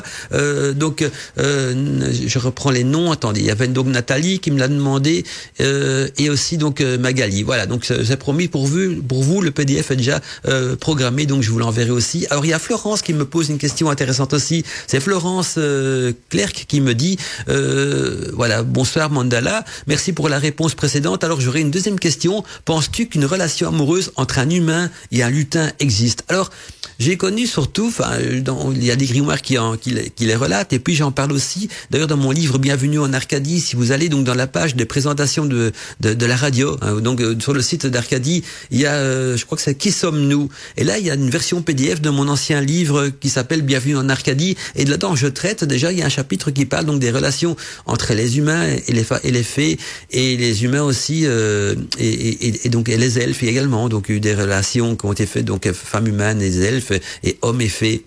Alors, maintenant, s'il y a déjà des relations avec des fafardets, et un lutin plutôt, entre un humain et un lutin. Hein. Alors ça pourrait, peut-être, j'en ai jamais entendu parler, hein, donc j'en ai ouï dire, mais pourquoi pas, hein, parce qu'il y a bien eu des relations donc entre des humains et des fées, et des humains et des elfes et tout ça, donc ouais, pourquoi pas. Vous savez que même il y a une relation aussi qui s'est effectuée entre des humains et des licornes. Alors non, on n'est pas dans des relations amoureuses entre la licorne et les humains, c'est plutôt des relations énergétiques. Si vous connaissez l'histoire de la licorne, seule une jeune fille vierge pouvait approcher donc de la licorne pour éviter donc sa fureur et son côté sauvage. Donc la jeune fille vierge apaisait la licorne parce que c'était l'énergie donc de cette fille-là. Vous pouvez voir dans les légendes, on en parle beaucoup, et dans les grimoires aussi. Et donc là, c'était pas du tout une relation amoureuse, mais une relation énergétique, et donc je pense qu'il peut avoir aussi, pourquoi pas, des relations entre les humains et des lutins. Alors je sais pas dire s'il en existe ou pas, s'il y en a eu ou pas, mais il y a eu tellement de siècles que ces créatures sont sur Terre qu'il a sûrement dû en avoir, parce que ce n'est pas incompatible. Donc en tout cas, merci Florence pour ta question. Et donc mais voilà, tiens, il y a Robert qui m'envoie aussi les informations du livre, donc référence du livre. Ah ouais, mais donc j'ai juste une image, donc je vais aller voir sur le site. c'est plus compliqué. Donc le titre du livre, donc Robert nous avait parlé tout à l'heure, ça s'appelle La République invisible des elfes, faunes, fées et autres semblables. Donc la République invisible des elfes, faunes, fées et autres semblables. Alors il y a plusieurs auteurs, il y a Robert Kirk, il y a Caroline Duban et il y a Laurence Ranson. Et donc je regarde si je vois aussi une édition. Il y a écrit Elf Shop. Je sais pas si c'est l'édition ou pas. Donc ELF SHOT. Donc voilà. Alors l'image est très jolie, une très belle couverture. Donc le grand titre c'est La République de l'invisible. Donc je vois sous le titre le grand titre c'est La République de l'invisible. Et puis en sous-titre des elfes, faunes, fées et autres semblables. Alors c'est une pochette bleue avec un grand blason au milieu et on voit donc tout autour des fées. C'est très joli comme pochette d'ailleurs. Il y a plusieurs auteurs dans ce bouquin et c'est bien l'édition comme je disais donc Elf Shot. Donc ELF-SHOT, donc voilà, et donc plusieurs auteurs, c'est Robert Kirk et Caroline Duban, les auteurs principaux, puis aussi moi je disais Laurence, mais c'est Laurence, donc Rasson et Claudine Glott également. Donc voilà, et Pierre Dubois également aussi, donc plusieurs auteurs. On a les informations du livre, si ça vous intéresse, vous n'avez pas le temps de noter, c'est possible, vous m'envoyez un petit mail sympa pour me demander donc les références du livre de Robert, comme ça je sais de quoi il s'agit. Et ce sera bien sûr avec plaisir que je vous enverrai tout ça. Alors on va essayer d'avancer nous dans le schmemblick. Donc je vais vous parler à présent des faunes. Et alors la licorne, sa peau beige. Et puis on va directement passer à l'huile parce que je vois qu'il est temps déjà pour envoyer les publicités. Donc j'envoie d'abord les publicités, comme ça elles sont derrière nous. Et après donc on entame les faunes et peut-être mon huile, ou peut-être d'abord l'huile et puis les faunes. Je vais regarder un petit peu dans quel ordre je vais vous donner tout ça. De toute façon, l'huile, je vous l'enverrai donc en plus en PDF, mais vous êtes nombreux. J'ai encore reçu 4 mails pour demander donc de parler de cette huile. Donc je vais pas m'y soustraire. Je vais vous promettre donc d'en parler d'ici quelques instants, tout de suite après la publicité. S'il vous plaît, ça s'est passé dans Godmantica. Godmantica. Mystère et magie, bienvenue dans l'univers de Godmantica. Mandala Chakra sur Arcadie. Eh bien, le temps passe vite, déjà 22h55 et j'avais encore plein de choses à vous dire. Alors, je vais peut-être commencer par parler donc des faunes et puis promis, après on va arriver à cette fameuse recette de l'huile aux fées, de l'huile pour voir des fées de manière non contraignante pour les fées en tout cas. Et je vais le dire, le partager sur l'antenne, mais évidemment, vous l'envoyez aussi donc en PDF. Allez, vous pouvez envoyer vos PDF parce que je vais plus lire les messages pour le moment. J'ai envie de terminer donc l'émission avec encore 2-3 petits trucs que j'avais envie de dire sur le petit peuple. Donc, j'ouvre la boîte mail à vos demandes de PDF. Donc tous ceux et celles qui veulent recevoir donc le PDF de l'huile aux fées, vous m'envoyez donc un petit mail sympa dans le style coucou mandala, grand mandala, gentil mandala, pourrais-tu m'envoyer donc la recette de l'huile aux fées? Et je vois que ça se remplit. Vous me faites rire parce que je suis en train d'annoncer et je vois alors si vous regardez vous pouvez voir le chiffre de ma boîte mail, je vous assure, j'ai l'impression d'être avec un jackpot, ça défile à une allure, c'est une catastrophe. Je vais devoir envoyer des mails, non, ça fait plaisir en même temps, mais c'est impressionnant parce que là je sais maintenant ma boîte mail elle est foutue, je ne peux plus aller voir vos messages, ça se remplit au compte-gouttes, donc j'arriverai plus de toute façon à lire vos messages. Donc désolé aussi s'il y a des auditeurs qui m'ont écrit avec des questions, je vais vous répondre de manière personnelle et privée, donc vous verrez quand même une réponse à votre question, mais je peux plus lire vos messages sur l'antenne parce que d'abord on n'a plus le temps et puis vos messages sont noyés avec les demandes de PDF qui se remplissent encore. C'est incroyable, vous êtes géniaux, je vous adore. En tout cas, voilà, ça se remplit de tous les côtés. Donc, je vais avoir mal au poignet avec tous ces messages que j'ai envoyés. Donc, je vais faire ça sera par épisode, vos messages, promis. Je vous enverrai par épisode. C'est incroyable. Bon, allez, j'en reviens à nos moutons. Donc, j'avais promis de parler donc des faunes. Alors, les faunes sont donc des compagnons, les compagnons de Fanus, un dieu protecteur des troupeaux et des bergers. Alors les faunes sont représentées donc avec des corps velus, de longues oreilles pointues, des yeux étirés sur les tempes et des cornes et aussi des pieds de chèvre ou de bouc. Alors les faunes s'apparentent donc aux satyres, mais avec des traits donc moins hideux et une figure aussi beaucoup plus gaie et moins de brutalité. Alors il y a aussi les sylvains. Les sylvains donc et leurs compagnes, les sylvanes, sont donc des habitants des bois et des forêts.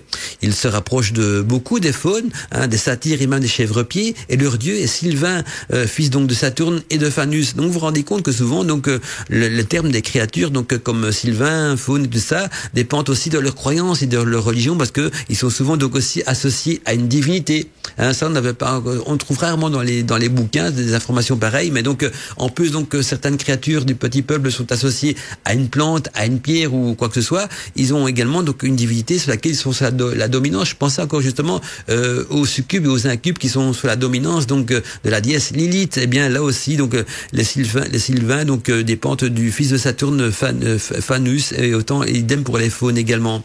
Alors il y a les chèvres-pieds, quant à eux donc sont des hommes à tête de chèvre.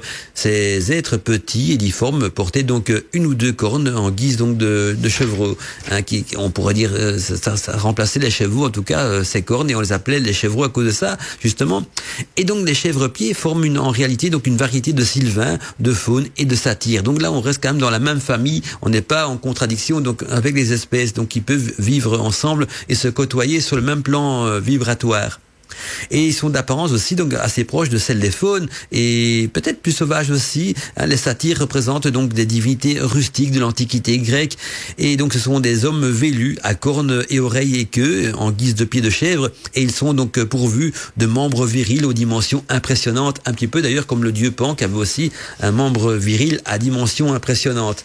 Alors je vois que les 59, donc je saute à licorne, qui est le chapitre suivant. Alors j'aurai peut-être pas le temps de parler des licornes aujourd'hui, mais je vous assure qu'il y a un excellent podcast de Mandala qui circule sur Arcadie TV, qui est une émission spécifique donc de Godmantica consacrée uniquement aux licornes. Et on saute donc directement le chapitre suivant. Donc mon post-it est écrit dessus comme titre Huile magique pour apercevoir les fées. Il n'y a rien d'autre. Donc il faut que je me ressouvienne de la recette. Non mais il n'y a pas de problème, je la connais par cœur ces recettes. Et donc pour commencer, avant que vous donniez la recette de l'huile, il faut savoir comment est-ce qu'on emploie l'huile. Donc pour commencer, il faudra se baigner tôt le matin. Vous devrez aller vous baigner tôt le matin, un jour ensoleillé, dans un ruisseau.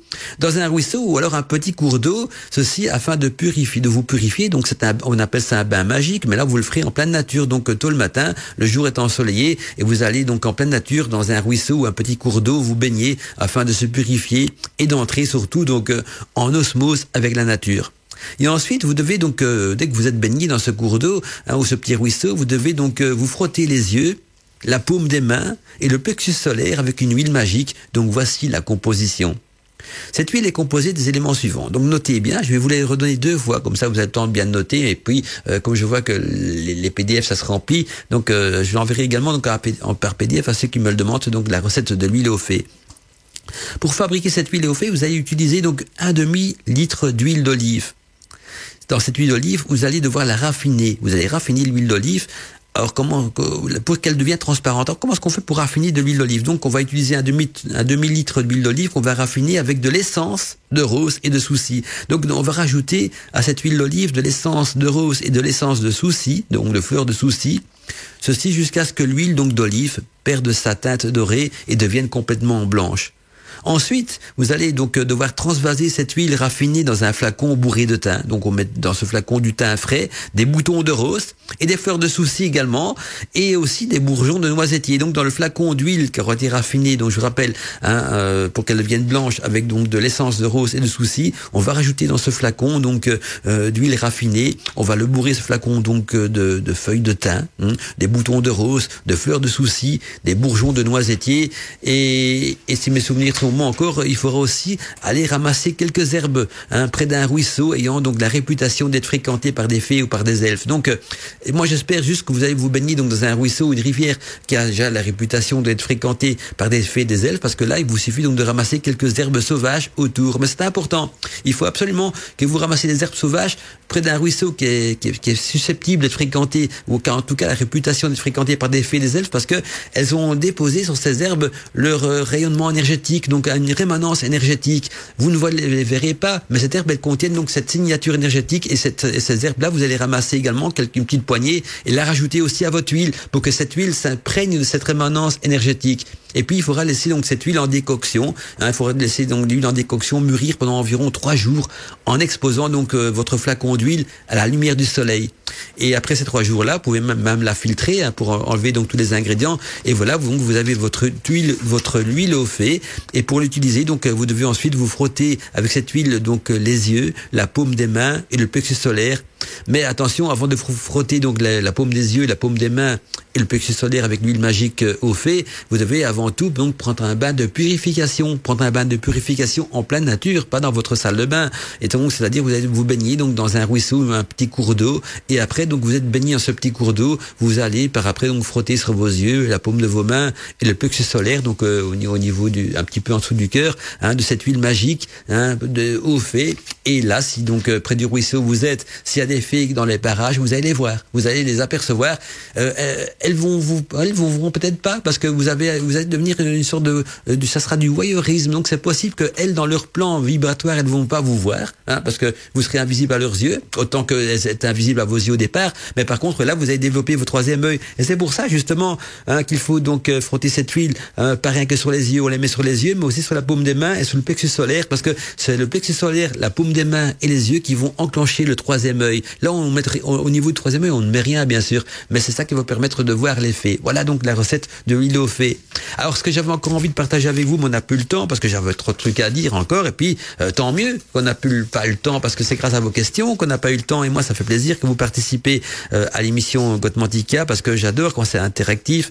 Et donc, c'est beaucoup plus gai aussi pour moi. Et puis, parce que j'ai tellement de choses à partager. Et je suis content de partager mon savoir par rapport à vos questions. Sinon, j'aurais encore parlé des licornes. Mais là, il y a un podcast qui existe également sur les licornes et qui circule donc sur notre chaîne YouTube Arcadie TV.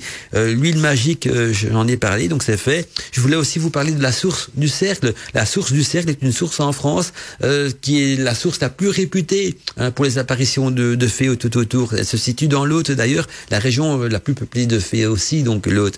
Mais j'aurai pas l'occasion d'en parler maintenant. Et puis je voulais vous parler aussi encore de rituels pour dominer les élémentaux. Là, ce sont des rituels contraignants, mais je voulais partager quand même aussi à titre de documentation, parce que j'avais un rituel pour dominer les gnomes, j'avais un rituel pour dominer les salamandres, un rituel pour dominer les sylphes et aussi un rituel pour dominer les ondines. J'avais aussi un livre à partager avec vous qui s'intitule Le chant de la licorne. J'avais beaucoup de choses encore à partager avec vous, mais il faudrait 4 heures d'émission pour aller jusqu'au bout de tout cela. Et puis, comme je vous dis, je préfère 1000 fois mieux répondre à vos questions et faire évoluer Godmantica dans l'imprévisible, parce que c'est ça la magie aussi d'Arcadie, et donc répondre aux attentes des auditeurs. Par contre, l'émission d'aujourd'hui sera également animée en live, donc mercredi après-midi de 14h à 16h sur Wiki Radio. Donc si vous avez raté le début de l'émission d'aujourd'hui, ou si vous avez dormi, ça peut arriver qu'on s'endort aussi pendant l'émission. J'ai des auditeurs qui m'ont dit qu'ils écoutent Godmantica, mais parfois ils écoutent dans leur lit, et comme ils sont bercés par Morphée, ils s'endorment. Mais vous en faites pas, même en dormant, vous entendez ma voix dans votre sommeil, donc vous participez à l'émission Godmantica. Et donc c'est possible que mercredi sur Wiki Radio, je sais que Wiki Radio, les auditeurs sont moins participatifs, c'est beaucoup plus d'étudiants qui nous écoutent en étudiant ou en faisant leurs travaux scolaires, et donc ils envoient moins de messages, mais donc parfois on peut aller plus loin dans mon plan aussi, donc ça peut être avoir du positif pour certains. Moi, je préfère aujourd'hui quand vous êtes participatif, mais voilà, mercredi, donc de 14h à 16h, c'est sur Wiki Radio. Et sinon aussi, je vous conseille d'aller jeter un petit coup d'œil s'ils sont encore là. Il y a des podcasts sur Arcadie TV, il y a des podcasts ailleurs aussi qui sont sur ma page de présentation de Radio Arcadie, il y en a sur le site de Wiki Radio, donc les podcasts ils sont partout sur internet, tout n'est pas centralisé sur Arcadie TV, il faut jouer aux petits poussets, il faut jouer aux chercheurs, mais voilà, il y en a un petit peu partout donc sur internet, des podcasts de Godmantica, comme les autres émissions d'Arcadie aussi. Moi je parle de Godmantica parce que ça va avec le sujet d'aujourd'hui, mais bien sûr il y a plein de podcasts d'Alina, des débats à libre antenne. D'ailleurs en parlant des débats à libre antenne, il y a Alina qui a publié, donc et un grand merci encore à cette petite fée d'Arcadie. Nous, on a notre fée en Arcadie, c'est Aline de Brocéliande. On l'appelle la voix féerique d'Arcadie. Je la salue si elle nous écoute ce soir. En tout cas, on a déjà notre fée en Arcadie et c'est une fée bienveillante, donc et bienfaisante aussi. Et donc, elle nous a concocté donc 2 podcasts d'anciennes émissions débat libre antenne. Donc, ça veut dire qu'elle a retiré les musiques, les publicités pour les rendre libres de droit. Et donc, ils sont à présent donc disponibles sur Arcadie TV et également donc en téléchargement dans la rubrique blog de notre site internet www.radioarcadie.net. À bientôt mes amis, ça fait plaisir d'être là avec vous ce soir. On est dans Godmantica et on se retrouve donc la semaine prochaine pour des nouvelles aventures, c'est-à-dire vendredi de 21h à 23h. Belle soirée à tous et à toutes. Restez surtout branchés parce que la musique elle continue non-stop toute la nuit. Et n'oubliez pas que mon vœu, c'est avoir beaucoup d'auditeurs. Donc après l'émission Godmantica, restez branchés sur Arcadie, continuez à nous écouter écoutez toute la nuit, la musique continue, donc il faut de l'audimat aussi toute la nuit, parce que il faut pas rien que de l'audimat dans nos émissions en live, hein, ça suffit pas, il faut qu'on écoute après aussi. Et comme on vous cocotte sur Arcadie une programmation magique, féerique, eh bien, si vous voulez rester dans l'ambiance des fées, dans l'ambiance de la magie de Godmantica, restez branchés sur Arcadie. Et si parfois aussi, d'ailleurs, je n'en parle pas tout le temps dans l'émission Godmantica, mais si parfois, donc, quand je coupe l'émission, la musique reprend pas directement, c'est pas grave, il suffit de réactualiser la page du site de la radio et ça revient. Ça peut parfois être votre navigateur qui, entre le live et la diffusion automatique, n'arrive pas à faire la différence, et donc, il se renclenche pas automatiquement, mais c'est là, si vous réactualisez la page, ben, la musique revient directement par après. À bientôt, mes amis, c'est-à-dire à demain de 10h à midi, avec, demain, notre amie Alina en live. En plus, par contre, Steph Lenat sera demain en podcast, parce que Steph, il travaille demain, donc lui, on l'écoutera en podcast, avec un podcast qui va nous parler donc de la bête du Gévaudan, et après donc Alina de Brocéliande qui viendra en live présenter ses vœux sur l'antenne d'Arcadie, et aussi donc la pratique magique donc du mois de janvier. À demain, mes amis, belle soirée et bonne nuit à tous et à toutes. C'était Mandala Chakra avec vous dans Godmantica. Mandala Chakra, a voice in the night. Mandala Chakra. Godmantica.